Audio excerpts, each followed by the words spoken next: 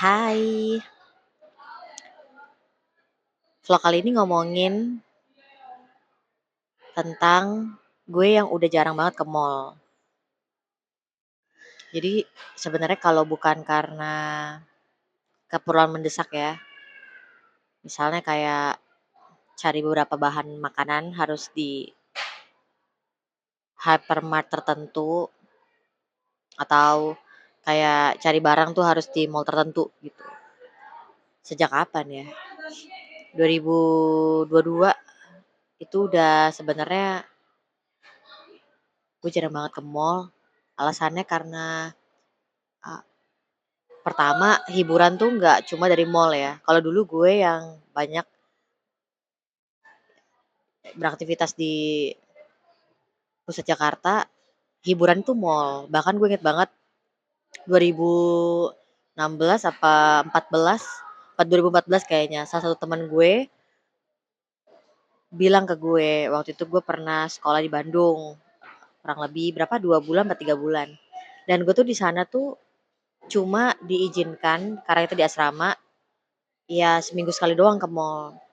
Terus temen gue yang waktu itu kita tuh ya baru lulus SMA lah ya, dia bilang, "Hah, how come Stel?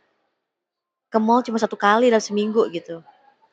Nah, tapi karena udah terbiasa ya, kalau ada hiburan lain selain mall, ya udah, gue nggak terlalu suka banget di mall, itu pertama. Yang kedua, kalau datang ke mall tuh ya milih-milih banget, kalau bisa jangan weekend. Kenapa? Karena banyak banget orangnya.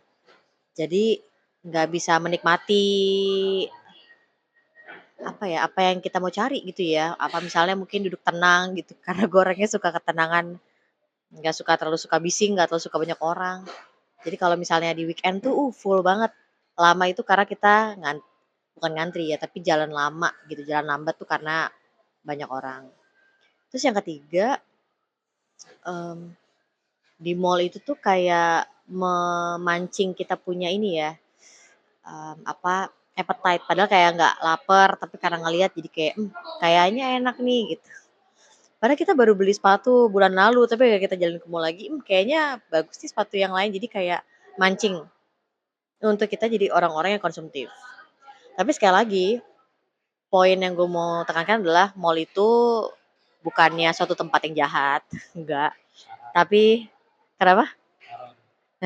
Bukan suatu tempat yang haram.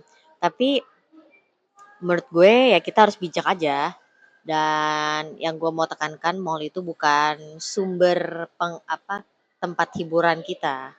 Ya, karena ada banyak kayak kita olahraga, kita lihat-lihat pemandangan, kita misalnya nyobain rumah makan atau warteg atau restoran atau pedagang kaki lima di sekitar, nggak perlu harus ke mall. Kalau dulu, gue yang dulu mungkin ke mall tuh supaya kelihatan keren, ke mall tuh supaya nongkrong sama yang lain, ke mall tuh supaya kelihatan oke. Padahal sekarang